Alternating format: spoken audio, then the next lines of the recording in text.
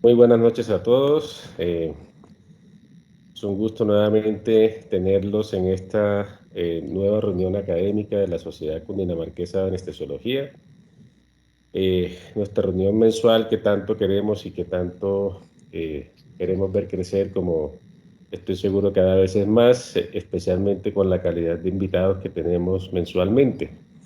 Hoy pues la doctora Jenny nos va a acompañar, la doctora Jenny Guevara, con una charla pues muy interesante que toca pues uno de los aspectos más riesgosos, si no el más riesgoso de la atención en anestesiología, que es el tratamiento de las pacientes en embarazo pues para parto, y una de esas complicaciones que tienen posoperatorias tan relevantes como la hemorragia postparto, tratándose de que se trata de un binomio.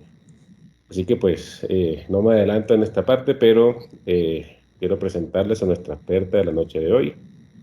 Es la doctora Jennifer Guevara Velandia, quien presentará el tema hemorragia posparto, qué hacer antes, durante y después. Eh, la doctora Jennifer es especialista en anestesiología y medicina perioperatoria de la Fundación Universitaria Sanitas. Tiene un fellowship en anestesia obstétrica de la Universidad de Toronto. Es miembro de los comités de anestesia obstétrica de las CARE, de CLASA y de la Asociación de la Federación Mundial de Sociedades de Anestesiología, y es coordinadora del capítulo de anestesia obstétrica de LASRA. Para nosotros, pues, un gran honor, doctora Jenny, que nos acompañe con un tema tan importante, y que estoy seguro, pues, todos aprenderemos mucho de ti, que eres una experta. Así que muchísimas gracias por aceptar nuestra invitación, por acompañarnos hoy, por sacar parte de tu tiempo, que debe estar muy estrecho, y poder, pues, compartir este espacio con todos nosotros. Solo me tomo un Doctor, segundo bueno, para decirles, perdón, solo un segundo para decir tranquilo. el espacio para preguntas, puede ser levantando la mano o con el chat, y siéntense en toda libertad de enviar sus preguntas. Doctora Jenny, muchísimas gracias. Mil gracias, doctor Cohen. Entonces, bueno, a todos, mil gracias por asistir el día de hoy. Yo sé, este es un horario súper difícil y complejo. Todos salimos cansados de nuestros trabajos. Por eso les agradezco de verdad que estén aquí acompañándonos el día de hoy. Entonces, vamos a hablar hoy de este tema que a mí me encanta, todo lo que sea para prevenir mortalidad y mejorar los desenlaces maternos y fetales, para mí un gusto siempre. Entonces, el doctor Cohen me propuso este tema de hemorragia postparto. Últimamente he hablado bastante de este tema en diferentes aspectos y diferentes conceptos. Sin embargo, hoy quiero hacerles como un resumen de todo lo que podemos hacer, o sea, qué podemos hacer antes, qué podemos hacer durante, qué podemos hacer después.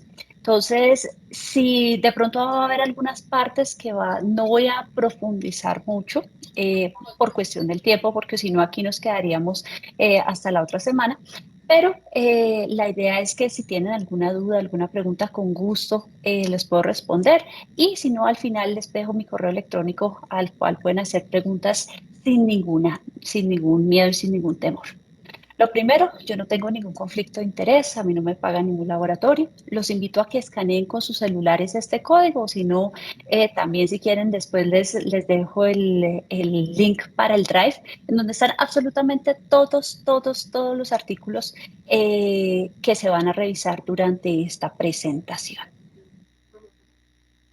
¿Por qué es importante que hablemos de hemorragia obstétrica? Entonces, lo primero es ver la mortalidad materna. En el mundo, más o menos 830 mujeres mueren al día por causas prevenibles relacionadas con el embarazo y el parto. La mayoría de estas muertes se van a dar en los países de bajos y medianos ingresos. Y es por esto que dentro de los Objetivos del Desarrollo Sostenible se propuso reducir la tasa global de mortalidad materna a menos de 70 por cada 100.000 nacidos vivos. Y es importante recordar que en el mundo, uno de cada cinco muertes maternas son por hemorragia. Entonces, eso es lo primero que tenemos que entender y enfocarnos desde el punto de vista de la situación en la que nos encontramos a nivel mundial. Y bueno, enfoquémonos específicamente en nuestro país. Entonces, esta fue la gráfica y fue el boom a principio de año cuando salieron a decir es que estamos bajando la mortalidad materna. Eh, Resulta que cuando hablamos nosotros 2022, los datos a principios del año, pues realmente no tenemos los datos completos, la notificación, el análisis no es inmediato y podemos ver que tenemos todavía un poquito de retraso en algunos datos. Vemos que en el 2021 se reportaron 480 muertes maternas para una razón de mortalidad que corresponde al número de muertes por cada 100.000 nacidos vivos. Entonces, que era de 77.5. Según los datos parciales que tenemos del 2022, hay únicamente 122, que le llama a uno la atención que nos daría una tasa de mortalidad materna del 42.3. De todas maneras, como les digo, estos datos todavía no están completos, no están, no podemos sacar como conclusiones al respecto. Sin embargo, tampoco podemos sacar muchas conclusiones de estos 2 años anteriores, 2020-2021, porque son los años de la pandemia COVID. Entonces, aquí tuvimos unas muertes. Como se dan cuenta, esta línea roja es la razón de mortalidad materna, incluyendo pacientes COVID, y esta azul es la que no incluye pacientes COVID. Tuvimos un aumento después de esa disminución que veníamos teniendo, pero pues todavía sería bueno tener los datos reales y completos del 2022. Sin embargo, de esos 122 casos, ¿qué pudimos ver? Causas directas de muerte materna, un 64%, y de esas muertes maternas, ¿cuál fue la causa por las que se nos murieron los pacientes? 30.3 por trastornos hipertensivos asociados al embarazo. Es todavía un tema en donde debemos trabajar mucho y donde hay todavía bastante dudas y donde hay mucho por trabajar. Como segunda causa, las hemorragias postparto con un 16.5. Entonces aquí es donde vamos a actuar, donde vamos a hablar y donde seguimos insistiendo y trabajando para tratar de mejorar los desenlaces. Y nuestra tercera causa, que es la sepsis con un 7.3, en donde debemos también empezar a trabajar. Esas son nuestras tres primeras causas, por eso siempre en el comité estamos tratando de hacer enfoque a esas tres patologías para tratar de disminuir la mortalidad. En cuarto lugar, acá en rosadito, está la mortalidad secundaria a tromboembolismo. Y bueno, esas son las que se nos mueren. Entonces hablemos ahora de las que casi se nos mueren. Esta es la morbilidad materna extrema o el near miss. Las que casi se nos murieron, pero no se fueron para ahí. Aquí los datos sí están mucho menos claros porque aquí únicamente vamos para la semana 8 del 2022. Estos datos, como les digo, se demoran un poquito en salir. Entonces tomemos un poquito los del 2021, en donde teníamos 30.102 casi muertes maternas. Cuando nosotros bajamos mortalidad, casi siempre se nos asocia de esta morbilidad a un aumento de la morbilidad materna extrema. Y la razón es porque esas que no se nos murieron muy posiblemente quedaron aquí porque las alcanzamos a salvar antes. Entonces, ahí tener en cuenta que no solo es las que si bajamos mortalidad, muy seguramente vamos a tener un aumento en la morbilidad materna extrema, que es lo que vamos viendo a medida que pasan los años. Estos datos sí son del 2021 porque desafortunadamente no hay del 2022 como tal las causas específicas. Vemos más o menos algo similar a lo que ya habíamos hablado en la mortalidad, entonces de nuevo morbilidad, preeclampsia severa, muchísimas, hemorragia obstétrica severa y aquí adicionalmente podemos incluir la ruptura uterina y las causas asociadas a coagulación, que también podemos incluir las que hacen coagulopatía en los diagnósticos de este tipo. Entonces, ahí ya más o menos nos vamos pintando un panorama sobre qué está pasando y por qué es tan importante que hablemos e insistamos del manejo de la hemorragia postparto. Esta foto es de la vida real, es una foto sacada en la Clínica Colombia después de una atonía uterina, claramente un código rojo, un sangrado masivo. Y esto es lo que ve uno, eso es realmente lo que sucede y a lo que nos enfrentamos cuando trabajamos en un servicio de obstetricia y lo que debemos manejar y lo que debemos tratar de mejorar todos los desenlaces para que esa paciente al final se pueda ir a la casa con su neonato sin ningún tipo de lesión severa. Primero que debemos recordar son los cambios fisiológicos del embarazo. Entonces recordemos que las embarazadas, en la medida en la que se va aumentando, va progresando el embarazo, aumentan su volumen sanguíneo y aumentan su gasto cardíaco. Este gasto cardíaco se va también a ir principalmente hacia el útero. Vamos a tener que el 10% del gasto cardíaco va a ir hacia el flujo sanguíneo uterino. Antes del embarazo, este flujo sanguíneo no alcanza a ser del 2%. Esto quiere decir que en una materna promedio de 70 kilos se nos van a ir 700 mililitros por minuto. Entonces, hagan la cuenta sencilla de una paciente que ustedes tienen que le está sangrando una arteria uterina. Eso quiere decir que en menos de 10 minutos se les desocupa y queda exangüe. Entonces, ahí es cuando tiene que ser muy consciente de lo que tiene que correr y la importancia de trabajar rápidamente. Entonces, ahora sí ya entremos como tal al tema a lo que vamos a hablar. Entonces, la parte de antes, el durante y el después. Lo primero, el antes. ¿Qué podemos hacer antes? Entonces, aquí en Estados Unidos, la mortalidad materna, increíblemente, es una de las mortalidades más altas, inclusive para un país de altos recursos como es Estados Unidos. ¿Qué sucede? Resulta que ellos, desafortunadamente, por su sistema de salud y por su disparidad, el acceso a los servicios médicos no es tan bueno. Entonces, los pacientes llegan tardíamente. El estado de California, hace ya varios años, empezó con una serie de paquetes o bundles en donde empezaron a trabajar sobre cada una de estas principales causas de muerte materna.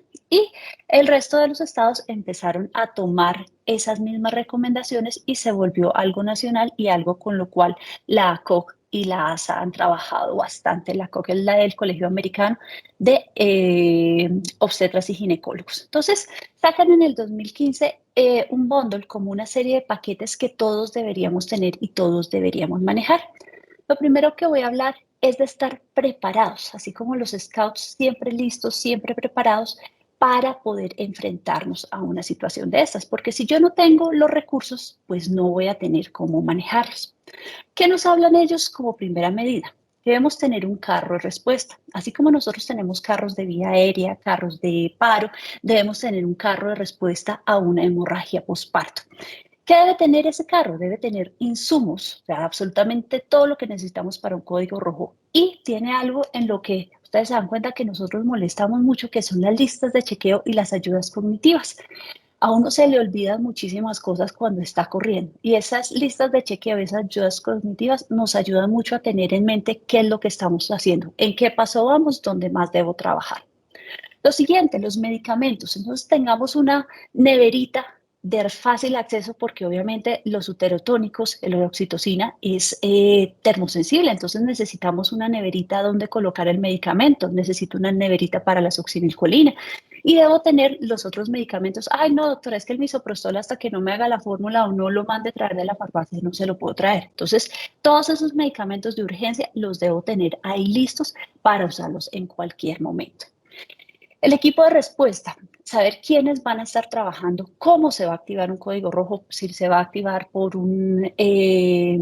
perifoneo en el hospital, si van a llamar por el radio, si lo van a hacer por llamada al grupo de WhatsApp o como sea que se vaya a dar, que esté definido y quiénes son las personas que van a estar a cargo. Que en el momento que yo active un código rojo, como lo llamamos acá en Colombia, el camillero sepa que tiene que bajar a recibir las muestras, que el banco de sangre sepa de inmediato que tiene que bajarme el paquete de las 2 unidades de glóbulos rojos o que se deben estar alistando para empezar con un posible protocolo de transfusión masiva. Y lo mismo ahí la parte de hemoderivados. Entonces, ay doctora, es que no me llenó la solicitud de órdenes y que es que aquí le faltó el número de la admisión. No, los hemoderivados para un código rojo se deben despachar sin mayor pregunta y simplemente código rojo y después haremos fórmulas, después haremos el resto de las cosas porque aquí es la urgencia. Pero si nosotros no tenemos en nuestros hospitales eso ya definido y claro, el día que se nos presenta hay problemas. Y pues obviamente que todos los grupos que llegan, nosotros sabemos que en los hospitales y más en los hospitales donde tenemos personal con alto recambio, donde tenemos personal en formación, eso se debe estar en todo momento haciendo las nuevas retroalimentaciones y formando al personal. Lo siguiente, nosotros cuando hablamos de vía aérea, entonces los predictores de vía aérea difícil. Aquí quisiéramos también tener predictores de hemorragia postparto. En este artículo que también les dejé en el drive, nos ponen 3 tipos de escalas. Entonces, cada institución genera una escala, o pues 3 organizaciones, que una es la colaboración de California, que es la colaboración de calidad de cuidado materno de California. la Asociación de Enfermeras de Salud Materna, Obstétrica y Neonatal y un conjunto de la COC con su iniciativa de maternidad segura. Entonces, esos son los tres escalas o agrupación de factores de riesgo que se dan. Entonces, ellos los ponen factores parejos, o sea, admisión, intraparto y posparto. Entonces, esos factores, ¿cómo van? Entonces, para la admisión, entonces ellos ponen unos factores de riesgo medio y unos factores de riesgo alto que están ahí. Entonces, para mencionarles algunos simplemente. El hecho de tener una gestación múltiple, tener una neumatosis uterina, un antecedente de hemorragia posparto, tanto personal como familiar, obesidad, macrosomía, que sea un óbito, todos estos son los que ellos definen como de riesgo medio. Y otros de riesgo alto, que pues son muy claros, por ejemplo, una placenta previa o una sospecha de acretismo, una coagulopatía, una paciente que ya viene trombocitopénica o las pacientes que vienen con hematocritos de 30 asociados a otros factores. Entonces ahí ya todos estos nos deben empezar a prender alarmas. Cuando yo cojo y tengo una paciente que viene con un embarazo múltiple, ya tiene una cicatriz uterina previa y me llega con menos de 30 de hematocrito, esa paciente de pronto no solo le tomo una tipificación y rastreo, sino que más bien esa paciente manda un par de muestricas, un par de tubitos para el banco de sangre para que no solo me la tengan tipificada y rastrada, sino que de una vez me la tengan reservada y me la tengan por lo menos 2 unidades. Entonces, eso es como lo que uno tiene que ir pensando y alistarse para la situación. Cuando nosotros preveemos, podemos hacer algunas acciones. Desafortunadamente, pues no las podemos tener todas. En el intraparto, entonces los trabajos de parto prolongado, todos sabemos que las pacientes que llevan 2 días en inducción y entre pasar de 4 a pasar a 5 llevan 2 horas y media, pues eso ya va bastante demorado y muy seguramente cuando no la pasen a cesárea, el riesgo de atonía es bastante alto. El sulfato de magnesio y la colonionitis y algo que claramente es algo que nos va a sangrar con alta posibilidad, una sospecha de abrupción de placenta. Y en el posparto, pues las que observamos aquí y pues nunca olvidarnos del trauma genital. Este suele ser una de las causas de sangrado que no tenemos tan en cuenta y que desafortunadamente es frecuente en los partos instrumentados y en los abrupcios ocultos y las inversiones uterinas con muy alto riesgo. ¿Qué hacen en este estudio que les estaba comentando? Ellos cogen, según cada una de las clasificaciones de estas tres instituciones, pues de estas tres colaboraciones, y con los criterios clasifican el mismo grupo de pacientes. ¿Y qué encuentran? Que hay muchísima diferencia dependiendo de la escala de riesgo que utilicen ustedes. Entonces, queda uno como, bueno, con esta escala de la Asociación de Enfermeras de Salud Materna, Obstétrica y Neonatal, eh, hay un porcentaje muy, muy alto de pacientes que darían con alto riesgo versus lo que pasa aquí con la colaboración de California. Al final, ¿qué ven? No se pongan a ponerle tanto atención a este número, simplemente los valores predictivos negativos son muy buenos, o sea, la que no tiene ninguno, la probabilidad de que sangre es poquita, pero cuando uno trata de mirar el valor predictivo positivo, es muy regular. ¿Qué nos quiere decir eso? Lo mismo que cuando tratamos de predecir la vía aérea con una o dos cositas. No es tan bueno, no funciona. ¿A qué va todo esto? Entonces, ahorita que estamos con esto de el Big Data, que podemos hacer Machine Learning, muy seguramente vamos a tener unos mejores predictores que nos van a dar más información y que nos van a ayudar más a poder tratar de definir qué pacientes son las que tienen alto riesgo. Sin embargo, tengamos en cuenta esas pacientes que de pronto nos llaman la atención, pongámosles un poquito más de atención, fijémonos y tomémosle unos paraclínicos adicionales o tengamos las reservaditas porque muy seguramente se nos van a complicar. Hablemos ahora qué pasa durante.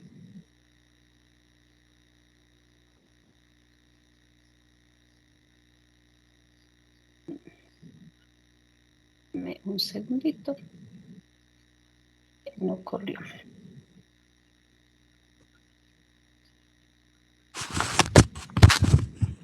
Ay, excelente servicio. Camila le dije que me entendiera razón.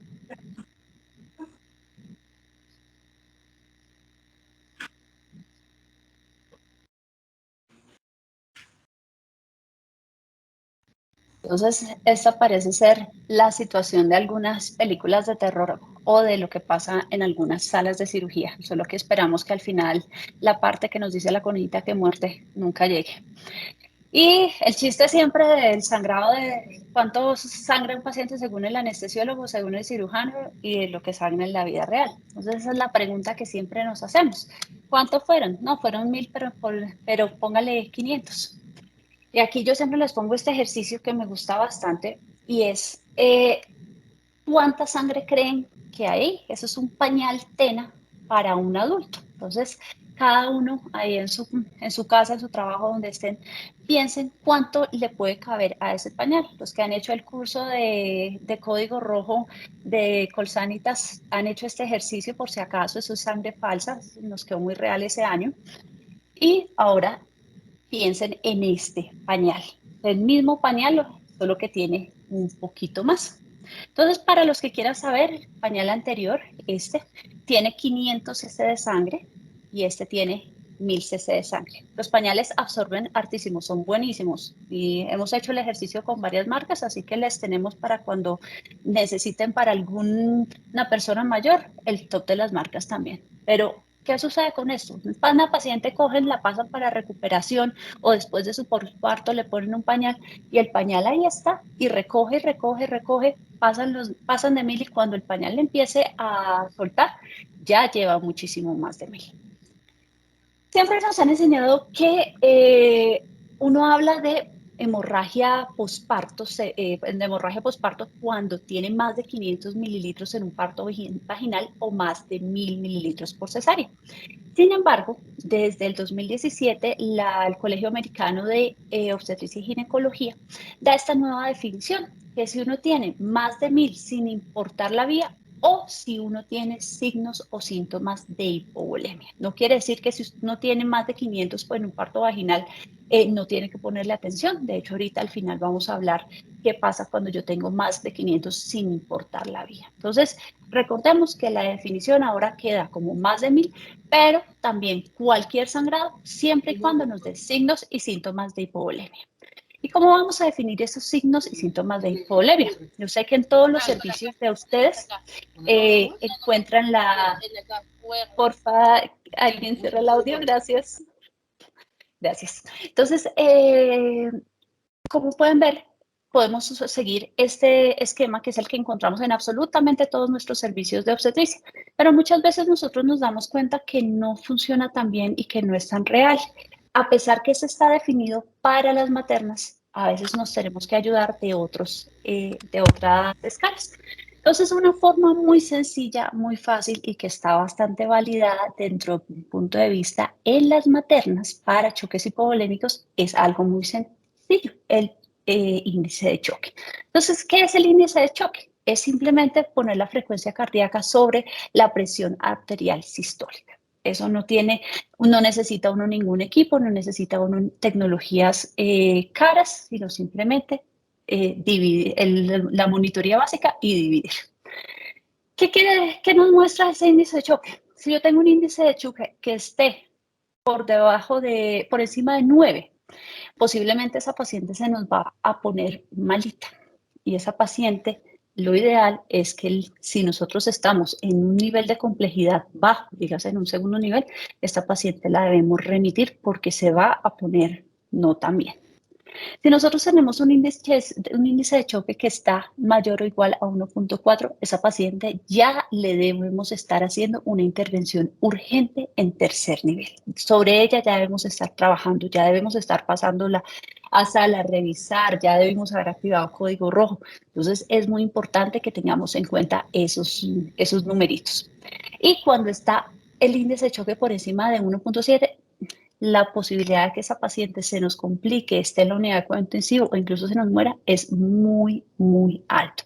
Entonces, sencillo, índice de choque, 0.9, póngale mucha atención, 1.4, usted ya tiene que estar haciendo cosas, 1.7, esto ya se va como mal. Y cuando uno activa el código rojo, hay que recordar pues los pasos básicos del código rojo. Entonces, ¿qué tenemos? Uno, colóquele oxígeno a su paciente, monitorícele. colóquele 2 vías y empiece a poner líquidos tibios. Tómele muestras. ¿Qué muestras le va a tomar? Va a tomar un hemograma, fibrinógeno, tiempos de coagulación y muestras para banco de sangre para hacer reserva.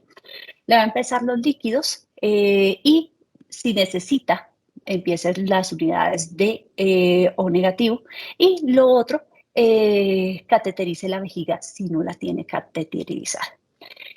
De esa parte, ¿qué es importante? Que nosotros debemos rápidamente reconocer ese sangrado, reconocer esa situación. Ya tenemos herramientas, ya sea calculando el sangrado o utilizando el índice de choque para poder definir que esta paciente debemos empezar a hacer bastantes actividades.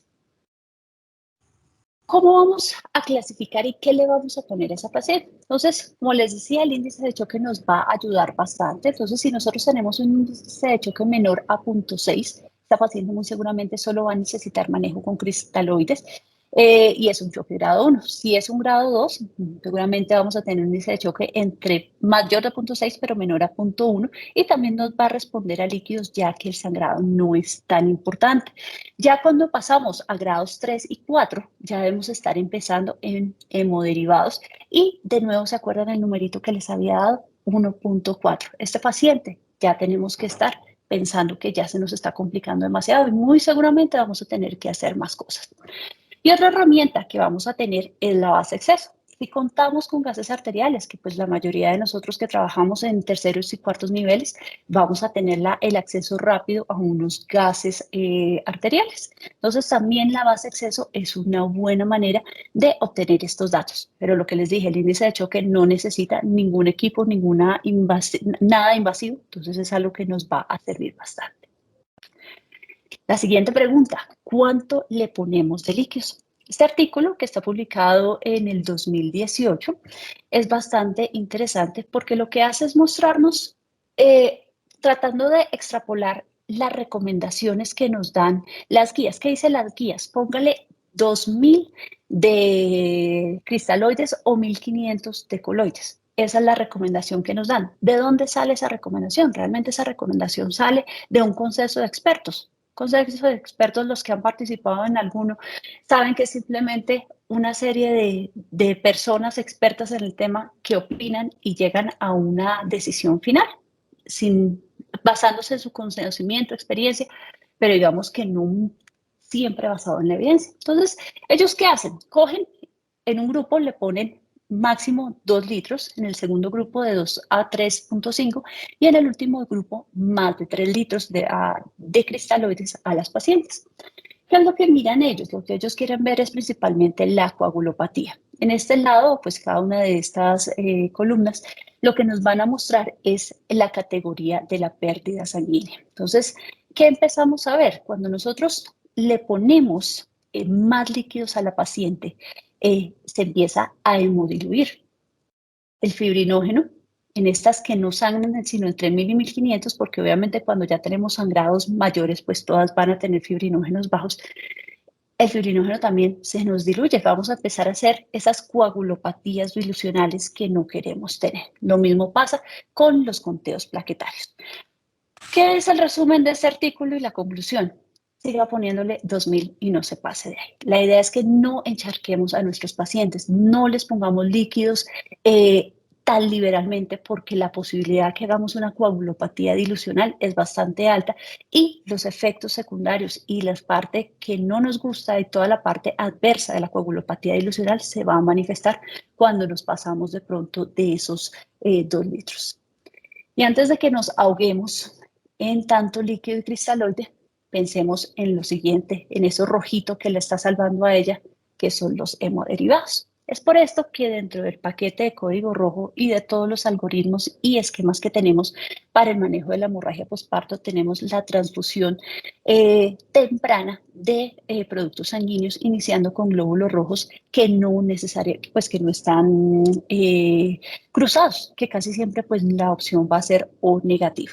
Si sus bancos de sangre no los tienen, pueden utilizar O positivo, pero pues la recomendación es que su banco de sangre tenga ya guardaditas 2 unidades de O negativo para estas situaciones. Pero sabemos que a veces hay épocas en donde definitivamente no hay sangre, no hay O negativo, pónganle los O positivos que tengan y después miramos qué se puede hacer. Y me tomo un paréntesis para recordar un medicamento muy importante que ha demostrado su acción y pues que es un medicamento del que ya hemos escuchado mucho y hemos tenido muy nuevas evidencias. Entonces, el Woman Trial nos mostró que colocar 1 gramito de ácido tranexámico, idealmente en las 3 primeras horas, disminuye la mortalidad por hemorragia postparto. Entonces, es algo que debemos hacer. Ya el TRAP 1 y el TRAP 2 nos demostraron que como prevención no sirve, pero la paciente que ya tiene una hemorragia posparto sí funciona bastante. Entonces, no lo olvidemos, 1 gramito, cómo se coloca en 10 minutos y sencillito.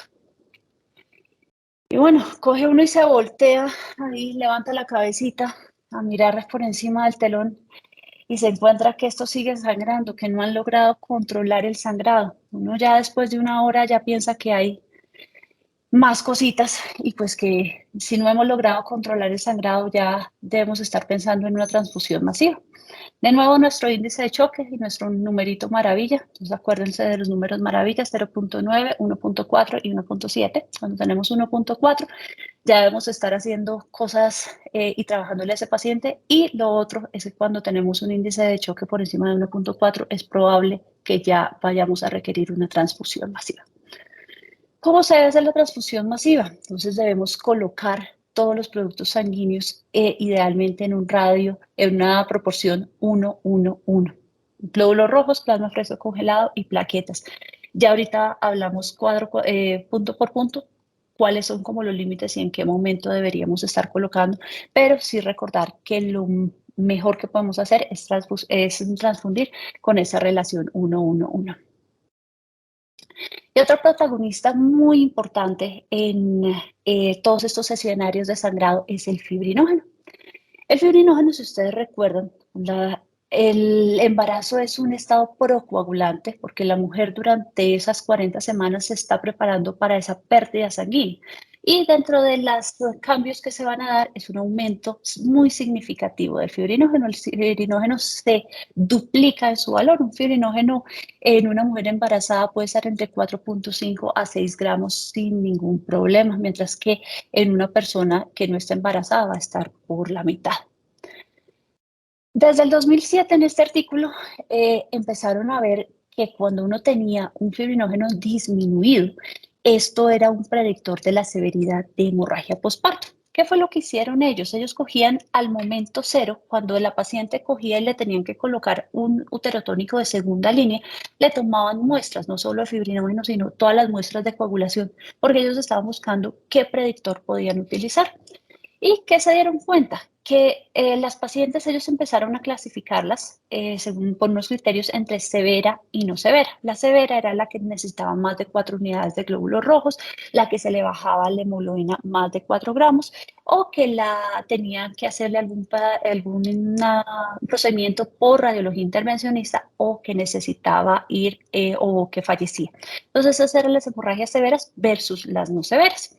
¿Qué se dieron cuenta ellos? Que las pacientes que tenían fibrinógenos por debajo de 2 gramos por litro en ese momento cero tenían una probabilidad más alta de tener una hemorragia postparto severa y que por cada gramo que estuviera disminuido el fibrinógeno tenían una probabilidad de 6 veces más alta, perdón, de 2.6 veces más alta de tener complicaciones. Entonces, ese es un dato importante en donde ya vemos y tenemos un datico, y por eso es cuando nosotros hablamos en código rojo del límite o del trigger para colocar fibrinógeno es ese 2 gramos por litro o 200 miligramos por decilitro, que también, dependiendo de las unidades que maneje su institución, su laboratorio, nos las van a informar.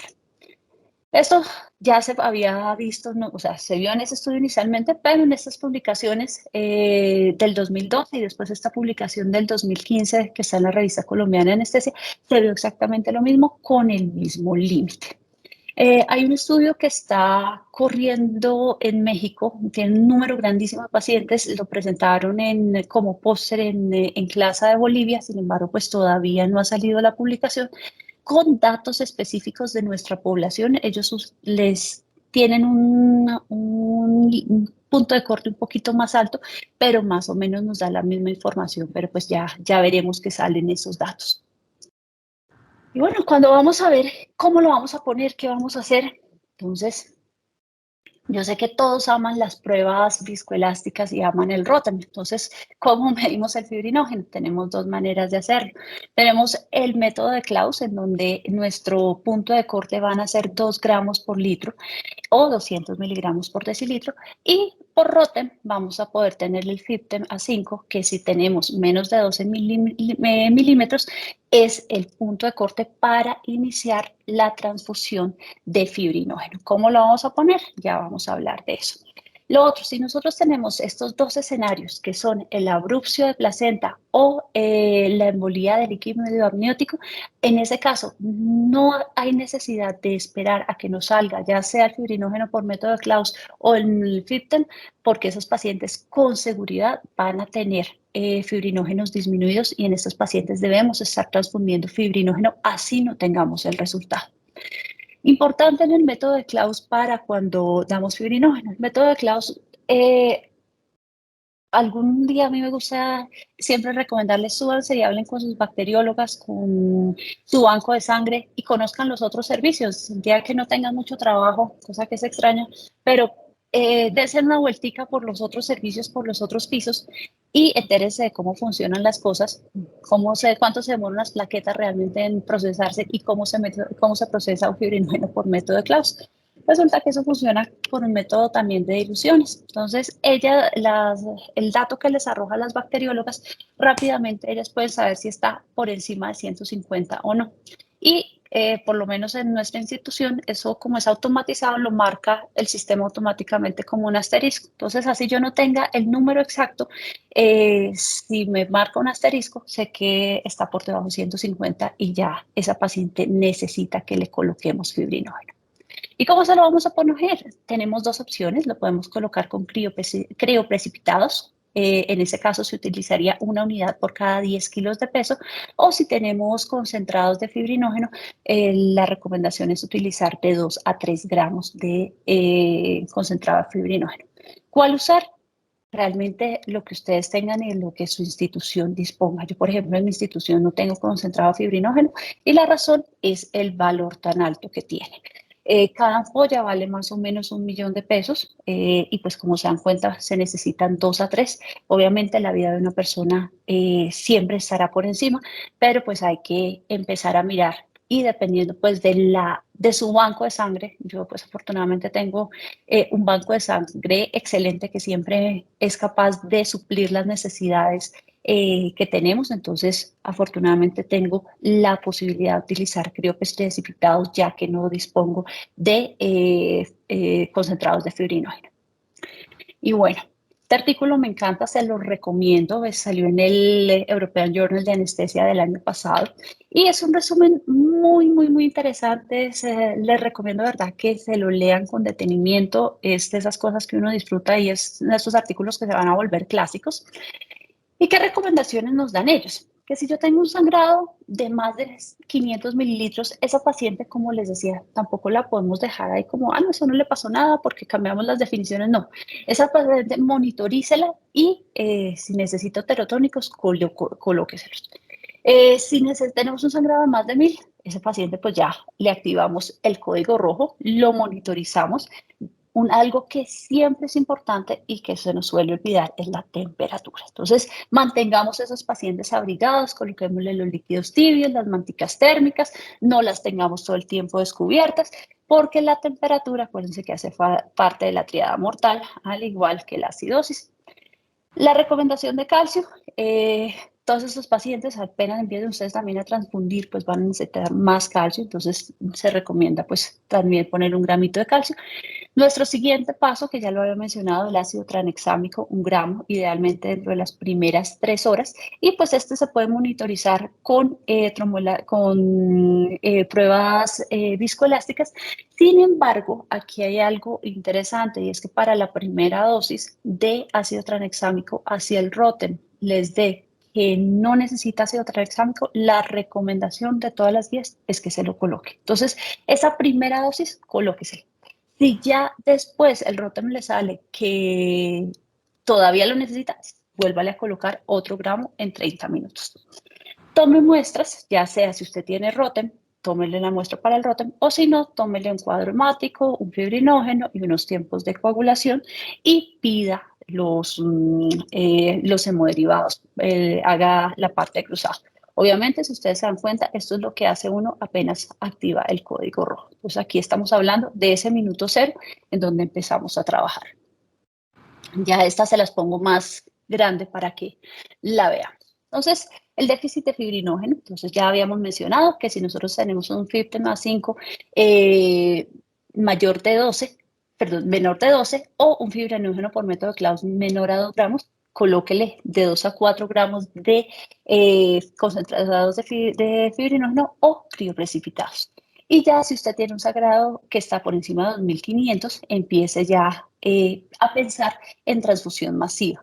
Y lo que les mencionaba, si ustedes tienen abrupción de placenta o embolia de líquido amniótico, así no tengan el resultado del fibrinógeno, colóquelo porque lo va a necesitar. Y si el sangrado persiste, si la paciente no deja de sangrar, estamos en una coagulopatía, entonces empieza ya su transfusión masiva, le pone plasma fresco congelado, sigue poniendo glóbulos rojos, le pone plaquetas si están por debajo de 75.000 y siempre manténgalas por encima de 50.000. Y ya si tiene sospechas y ya definitivamente con esto, pues ahí sí ya empezamos a mirar otros factores que pueden estar alterados. Y esta es una esquema que también sale en el mismo artículo en donde nos ponen cada uno de los sitios en donde podemos estar trabajando dependiendo de lo que pueda estar alterado en la cascada de la coagulación. Y algo que no se nos debe olvidar jamás es la vitamina C, o sea, la vitamina cirujana. Si nosotros no tenemos un control quirúrgico del sangrado, ya sea porque está sangrando un punto, porque hay un sitio de la pared que no, con algún puntico que no quedó adecuadamente suturado, o pensar en hacer un manejo por radiología intervencionista, entonces debemos también tenerlo en cuenta, porque a veces ese también puede ser una falta o una situación que nos está descompensando en nuestra paciente. Y bueno, ya casi terminando. ¿Dónde vamos a tener esta paciente en nuestro postoperatorio? Esta no es la paciente que podemos mandar al piso tranquilamente, la que a su ya no le pasa nada o déjela ahí en trabajo de parto. No, esta paciente, pues dependiendo obviamente de las condiciones en las que se presenta la hemorragia y la transfusión que tenemos que hacerle, porque pues si solo le tuvimos que colocar 2 unidades, pues no, muy seguramente no va a necesitar ir a una unidad de cuidado intensivo, de pronto una vigilancia en una unidad de cuidado intermedio puede ser más que suficiente. Entonces, el cuidado de ese paciente en el posoperatorio, la vigilancia debe ser muy, muy, muy de cerca. Y lo otro, esas pacientes, la probabilidad de que sigan en una coagulopatía es muy alta. Y es aquí donde las pruebas viscoelásticas tienen su principal tarea y su principal papel. Siempre me preguntan que las pruebas viscoelásticas en el sangrado agudo. Desafortunadamente, lo único que nos da en el agudo información es el Rotem con el FIBTEM. De resto, no nos dan inmediato información o nos la dan muy tardía. Entonces, mi recomendación es, si ustedes tienen Rotem, monten el cartucho y montenle el FIBTEM para tener el fibrinógeno, que es la única información que les va a dar rápida. Ya después lo que les corra y pues miren según la condición del paciente. ¿Por qué? Porque si yo cogí, monté mi Rotem y estamos hablando de que la paciente en ningún momento dejó de sangrar, la muestra que yo tomé hace 15 minutos no refleja la situación actual de mi paciente. Pero en la unidad de cuidado intensivo, que ya el paciente está mucho más controlado, que ya en teoría tenemos nuestro sangrado quirúrgico, ya está controlado, ya se hizo la histerectomía, ya se le hizo la embolización de arterias uterinas o lo que se haya necesitado hacer, ya en ese caso sí, la guía que se debe hacer debe ser guiada idealmente por pruebas viscoelásticas, ya sea tromboelastografía o por Rotem, dependiendo de las que tengan.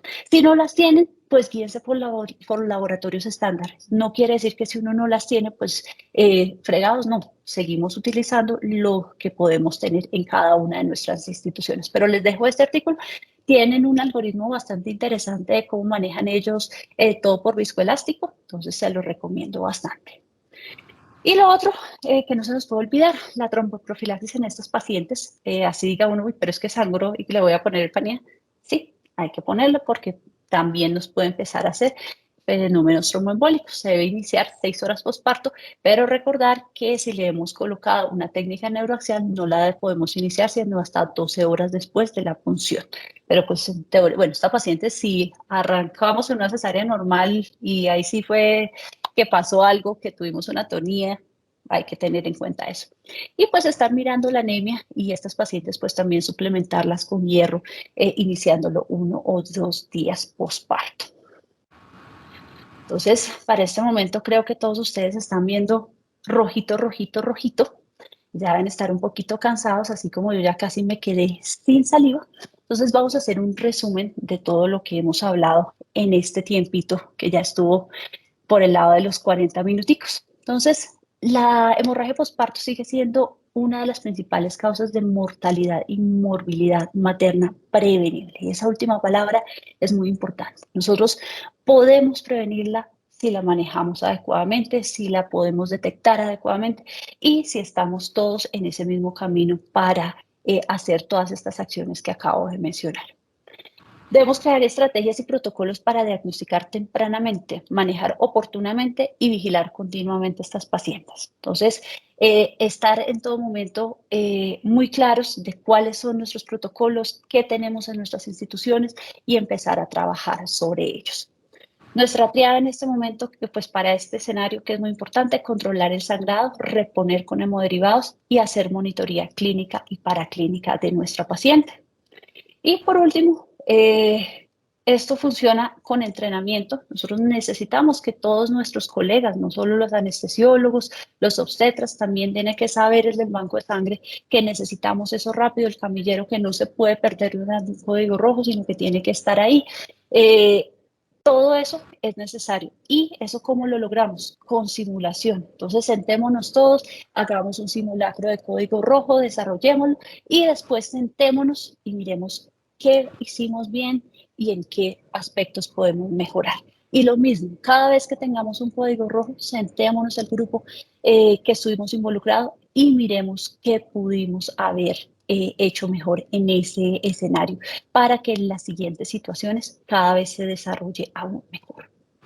Y bueno, eso era todo lo que tenía para compartirles. Como les decía, mi correo electrónico siempre abierto a todas las dudas, preguntas, solicitudes de artículos, lo que necesiten. jenniferguevara.md@gmail.com. Agradezco a toda su atención y bueno, quedo dispuesta a todas las preguntas que quieran hacer. Bueno, doctora Jennifer, por supuesto hemos disfrutado una charla muy, muy clara sobre un tema tan importante, pues desde ya nuestro agradecimiento más profundo. Bueno, como era de esperarse, muchas preguntas, así que vamos a iniciar ya que el tiempo es un poquito corto y ya te dimos un momento para tomar agua. Gracias. Nuestra primera pregunta es doctor Cristian Guerrero. Tips personales para cuantificar el sangrado. Bueno, yo soy fanática de pesar compresas y de estar muy pendientes del sangrado. Entonces, eso siempre lo hacemos en los cursos de Código Rojo, que les enseñamos cómo el sangrado se ve. Entonces, el pesar, las compresas, acostúmbrense a pesar, las compresas en cada institución son diferentes, los tamaños y demás, pero digamos en promedio, una compresa pesa 19 gramos. Nosotros lo aproximamos a 20. Entonces, resulta que cogí todas las compresas que había y me pesaron 3.200. Entonces, y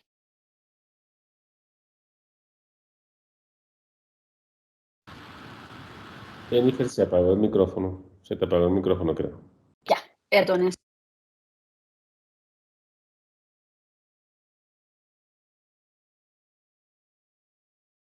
De nuevo, Doc. Sí.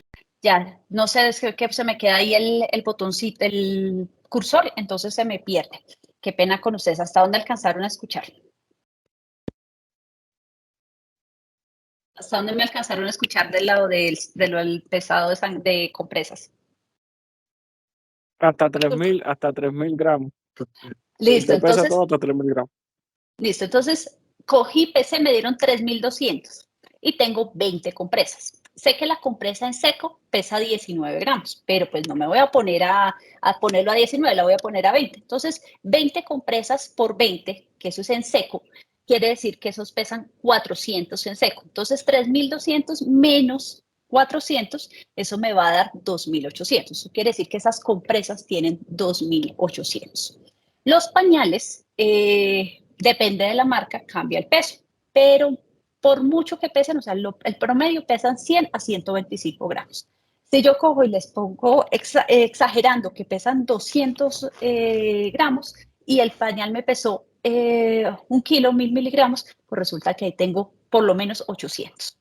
Y lo otro es estar pendientes, pues obviamente siempre miren en el momento, ya cuando sacan el líquido amniótico, cuando terminan de sacar el líquido, estén pendientes si están en una cesárea del liner en cuanto va, porque de ahí en adelante sí va a ser sangrado. Entonces, estar pendientes de eso y los conteos de compresas. Yo me he sorprendido a veces pacientes que yo digo, bueno, no sangró tanto, pero de pronto como que voy y les hago el conteo de las compresas y, uy, lo que creía súper descachada. Entonces es bueno hacerlo y es una forma muy fácil y sencilla y más que en todas las salas de partos van a tener ustedes una pesabebés. Entonces ahí no me pueden sacar la excusa de que no tienen con qué pesarla.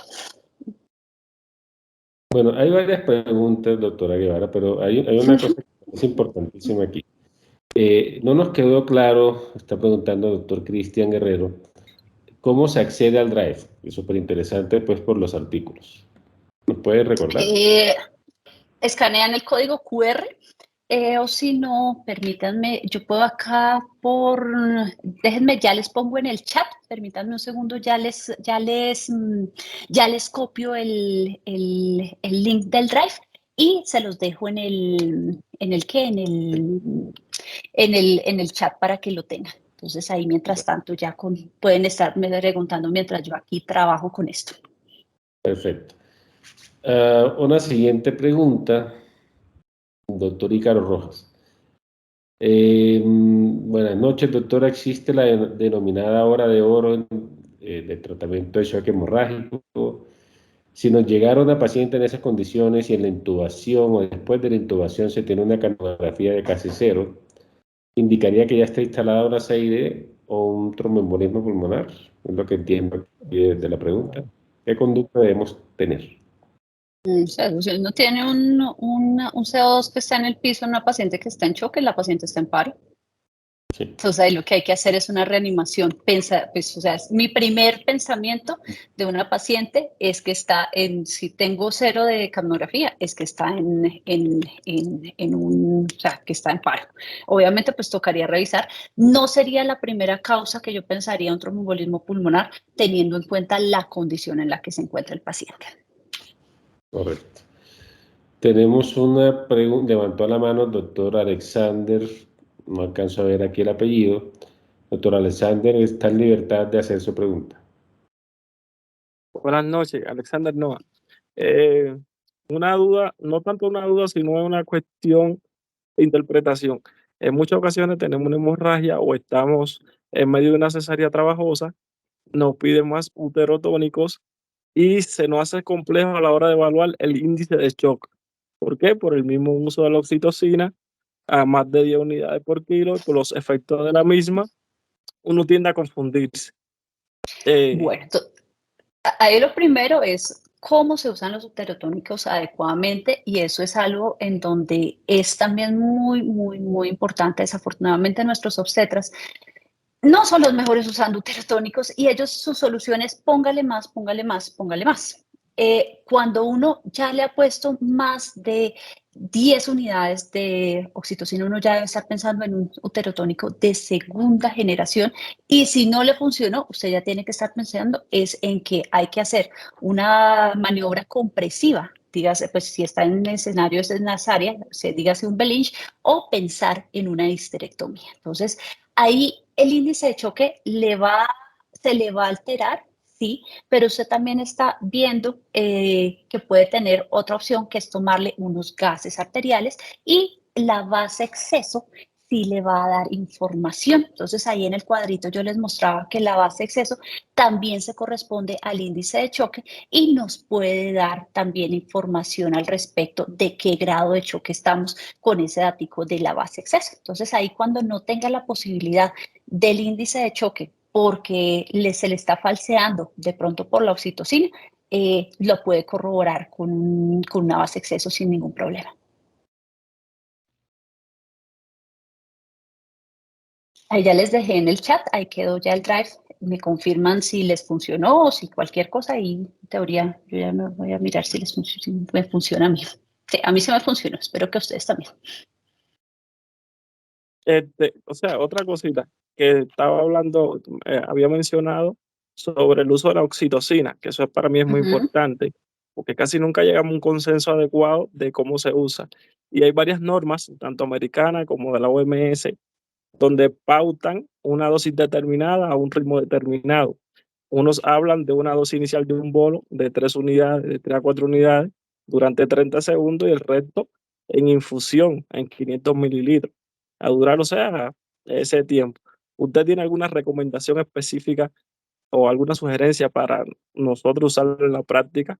Porque sucede eso, los obstetras se desesperan, ellos dicen, según los protocolos que tenemos nosotros, hasta 20, 30 unidades podemos ponerle que no le hace nada, en bolo y así, sin ver. Entonces, Y siempre hay contradicción en la sala y eso se tiende a malinterpretar por el resto del personal. Involucra ya hasta parte legal en muchas ocasiones y quejas por la falta de comunicación. Entonces, bueno, si uno quiere hacerlo según lo que dice la evidencia y según lo que están los estudios, la mejor estrategia es utilizar el consenso de heterotónicos que se publicó en el año 2019 por un conjunto de personas bastante conocedoras del tema. Lo primero que uno tiene que entender es el escenario en el que se encuentra. Entonces, si nosotros tenemos una cesárea electiva, dígase la paciente que no tiene previamente exposición a oxitocina y que no tiene factores de riesgo, esa paciente, cuando uno mira la E de 90, que son las dosis efectivas para obtener una buena contracción uterina, uno necesita menos de una unidad para que haya contracción uterina, pero tengan en cuenta lo que acabo de mencionar, cesárea electiva y sin factores de riesgo. Tenemos el segundo escenario en donde tengo una paciente que está en un trabajo de parto, o sea, que es una cesárea intraparto, que ya viene con oxitocina, o que es una cesárea electiva, pero tiene factores de riesgo. En este caso, la dosis recomendada serían esas 3 unidades. ¿Qué es una forma de hacerlo? Y lo que recomiendan todas las guías, pónganle esos 3 unidades en bolo, pero tampoco es bolo directo, sino es un bolo que usted debe pasar en más o menos 30 segundos. Y ese bolito, hay 2 opciones. Uno, póngale los 7 que le quedaron en los líquidos y que le sigan infusión, o móntele de una vez la infusión de la paciente. La mayoría de nosotros montamos la infusión ya cuando la paciente llega a recuperación, entonces esos 7 se pueden ir ahí. La otra es la regla de los 3, 3 y 3. Entonces usted le pone 3 unidades. No mejoró el tono, pero también hay que contar que la oxitocina no actúa en 30 segundos. Espérele el minutico, listo, minuto. Si le contrajo, no le contrajo, no contrajo, listo, coloque los otras 3. De nuevo, espere. ¿Le contrajo, no le contrajo? Póngale las otras 3. Cuando usted ya lleva esas 10 unidades, usted ya debe estar empezando a mirar un uterotónico de segunda línea. ¿Cuáles son nuestros uterotónicos de segunda línea? Vamos a tener el metergin y el misoprostol. Si tenemos una paciente con un trastorno hipertensivo asociado al embarazo, pues digamos una preeclampsia severa más que todo, o una preeclampsia que no está controlada, esa paciente tiene contraindicado que usted le coloque el metergin. Entonces ahí ya solo nos queda la opción del misoprostol. Entonces ahí es también de uno mirar y hablar muy bien con su obstetra. Ellos no tienen y nos tienen mucha conciencia de los efectos secundarios que tiene el medicamento y más cuando se pone en bolo. Entonces, recomendaciones. 1, pues las bolitos son bolitos chiquitos, de 1 a 3, no le van a meter 10 en bolo. Los bolos son muy lesivos para el corazón, pueden producir alteraciones a nivel del ST, la taquicardia que ya mencionan, náusea, vómito, todas esas cosas nos pueden llegar a suceder. Entonces, los bolitos máximo de 3, tampoco tan rápidos, también que ellos tengan paciencia, y lo que sí podemos empezar a manejar tempranamente es infusiones y muy tempranamente empezar a pensar en uterotónicos de segunda generación. La oxitocina, aunque no lo crean, es un muy, muy buen uterotónico y eso lo demuestran sus ED90 tan bajitas como 1 o 3 unidades. No lo escucho, doctor Cohen. Sí, excelente. Ahora sí. Ya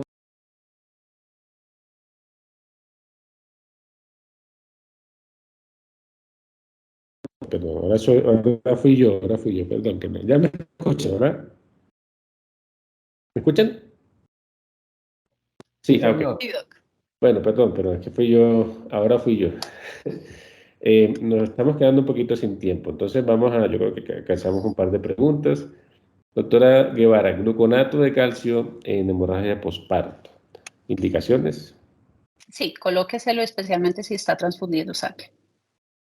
No hay evidencia como tal, o sea, que uno diga, mire, es que le tengo el artículo, los 27 metaanálisis que muestran que el calcio le funciona, no se los tengo. Pero si usted se sabe la cascada de la coagulación, usted se acuerda que en todas partes hay calcio, calcio, calcio, calcio. Entonces, y si usted le toma unos gases arteriales, el calcio le va a salir bajito. Y cada vez que usted le ponga una unidad de glóbulos rojos, se le va a bajar más. Entonces, colóquese. Entonces, sí, guiado por gases arteriales, sí, pero me atrevo a hacer la recomendación que si usted está transfundiendo un paciente, póngaselo, sin miedo. Al menos el primer gramito, ya el resto sí póngalos ¿por qué? Guiados por gases. Bueno, tenemos otra pregunta, el doctor Rojas dice, doctora, buenas noches, implicaciones del glucocáliz en hemorragia posparto. Cuando cuando empezamos a meterle líquidos como desesperados, especialmente lactato pues cristaloides, pues vamos a tener toda esa lesión endotelial y pues vamos a tener todos esos daños y pues por eso finalmente vamos a tener todas las coagulopatías pulsionales y por eso vamos a terminar también en CID. Es por eso que la recomendación, o sea, yo sé que transfundir a chorro, pues tampoco es lo ideal, pero sí ser muy rápidos en empezar la transfusión y evitar llenar de líquidos al paciente. Como les mostraba en el artículo de BMC, la idea es que nosotros no nos pasemos de 2 litros de cristaloides. Eso de póngale más líquidos, póngale más lactato, póngale otro bolito de 1000, otro bolito de 1000, otro bolito de 1000.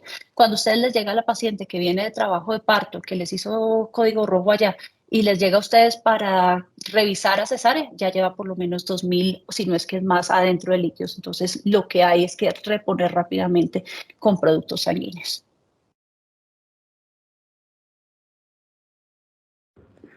Bueno, doctora Guevara, realmente pues aquí podríamos, como habías dicho, tener muchísimo tiempo discutiendo tantas cosas, pero creo que ya por razones de tiempo vamos a ir cerrando. Entonces, nuevamente, pues nuestro agradecimiento más profundo con este espacio que nos has permitido y en lo que hemos aprendido, pues todos mucho. Quiero antes de cerrar, hacer nuevamente la invitación a nuestro congreso anual. Recordar pues que la cita es 26 y 27 de octubre. Estamos trabajando fuertemente para ofrecer pues un congreso acorde al momento de la investigación, al momento de la medicina, de la anestesia en el mundo y va a girar pues alrededor de la inteligencia artificial y de la medicina perioperatoria. Así que desde ya muy invitados, vamos a dejarlos al final con una imagen de logo del congreso. Doctor Restrepo, buenas noches. Qué chévere tenerlo aquí compartiendo pantalla.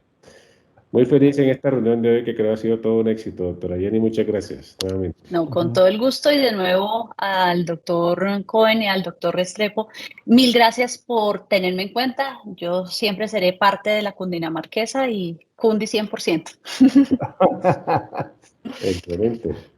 Y bueno, muchísimas gracias a todos. Recuerden que este espacio es para ustedes y siempre estarán invitados no solo el gremio, sino todos aquellos que estén interesados en los temas que tratamos. El objetivo es difundir, así que pues seguiremos haciéndolo. Doctora Jenny, nuevamente muchas gracias, y a todos pues muchas gracias por tomar este espacio para estar en la reunión mensual de la sociedad.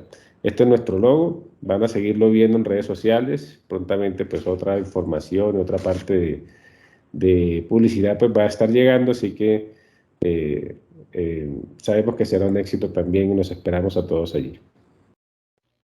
Muy buenas noches a todos. Buenas noches, muchas gracias. A todos mil gracias y buena noche.